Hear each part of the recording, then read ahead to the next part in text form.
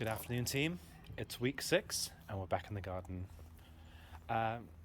Here we're going to report some mass casualties. Courgettes, not very happy at all. These 3 are the hybrid ones, and these 2 over here are the organic ones. Looking pretty dead. Walking over to the toms. All dead. There's no survivors in my polytunnel at all. As you can see, a little preview of the little corpses. There you go. There was once tomatoes in there. Now, no longer. Heading over to the flowers. Gladiolas. My flowering plants are performing really, really well. However, I've been away for 2 weeks camping. As you can see, the snails have had a really, really good time. They've been getting into the Easter spirit, and they've been eating my flowers. So I managed to pull off 2 of those little bastards, but as you can see, they've kind of wreaked a bit of havoc here. You can see all the slime there. Fucking gross, isn't it? This one too, not even the younglings were spared. Over here, we've got our flowers, or let's say what's left of our flowers. That's a weed, by the way, that's not a flower. Dead. Oh, what was this? We've got 2 survivors. One who's been, looks like he's been munched on by something, and 2 other ranunculus. This one's been munched on as well. So 1, 2, 3 ranunculus survived. Fuck off. So yeah, week 6, that's all we got left. Moving on to week 2 of the next generation. These are all planted. Oh, say again. Forgot about the sweet peppers. Sweet peppers, these are 6 weeks old now. Doing very well inside the house. Can't forget the strawberries as well. They're, can't really see them. Let me just zoom in really, really close. Here you go. There are strawberries in there. Hard to see, but they are there. Sweet peppers, doing very, very well, as well as the bell peppers. For some reason, in this corner, half of them, I decided they've had enough, and they've gone home. So, can't do much about that. In here, I've completely forgotten what I planted in here, but they're doing well. They've only really come through a few... These must be 2 weeks old. So these ones are 2 weeks. 6 weeks. Very good, very nice, very nice. 6 weeks. Doing really well.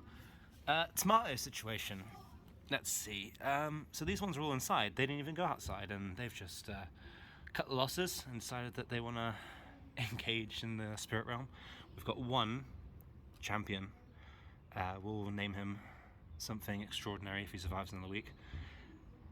Alright, so back to the new plants. So these are all 2 weeks old. These are my lilies. Kabam!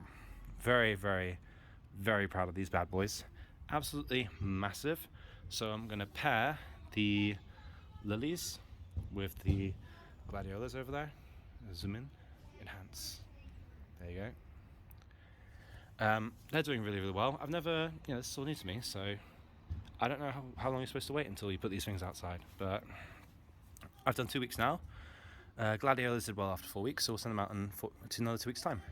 In the centre here, these are French marigolds. We're going to pair them with the tomatoes to be their companion plants, to invite the nice smelling aromas, to attract all the nice insects, and then we're going to go in next to the polytunnel over there. Nothing's live in the polytunnel, so they're just going to chill here for another 2 weeks.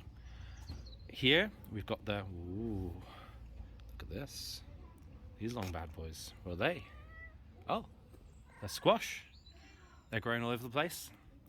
Watermelons, believe it or not, are doing very, very well. Oh shit, I just killed one. Shh. Don't tell. Okay. More watermelons. We've got 2 varieties here. Let's see if we can find out what they're like in another 20 weeks time. And finally, more squash. These ones at the end, these are butternut squash. So, little squash, big squash. They're doing really, really well. We've also planted some more gladiolas. So these ones are 2 weeks old. Soon, in 4 weeks' time, they'll be as tall as those ones over there. That's if the slugs haven't eaten them, of course. So, 2-week update for the little second round of gladiolas. Very impressed with these bad boys.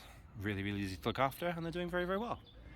And we've got one more lily coming through there, and someone else who's trying to join them. So one lily come through there.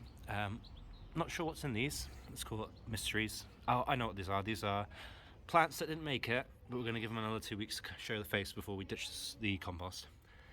And last but not least is my dahlias. I've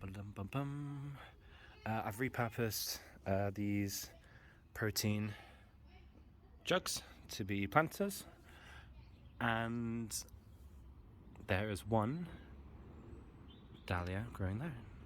In this one, I may have overwatered this one, I'm not sure, but as you can see, I kind of kept, so I half and half this one, so I did wet at the bottom, dry at the top, and this one I did wet at the bottom, a little bit of dry, and I did a little bit of water at the top, and it's a little bit harder, as you can probably tell, it's a bit harder. This one looks a lot more dry, but it's actually quite wet at the bottom, so maybe that's just allowed them to get through a little bit more, maybe it's just taking them time, who knows. Anyway, that's the final update for week 6 and week 2 of the... I've just realised that I've completely forgot about the planter. So, ooh, someone's showing off. Not him. These are my daughter's peas. So, these are 2 weeks old now. Peas. Doing really, really well there. In the centre, onions from Sats, all performing very, very well, may I add. And over here, we have carrots. They've been under the thermal fleece and they've been performing very, very well. So, what I've learned from this is tomatoes don't like the cold, and thermal fleece is very good. Alright, this one's for reals. Peace.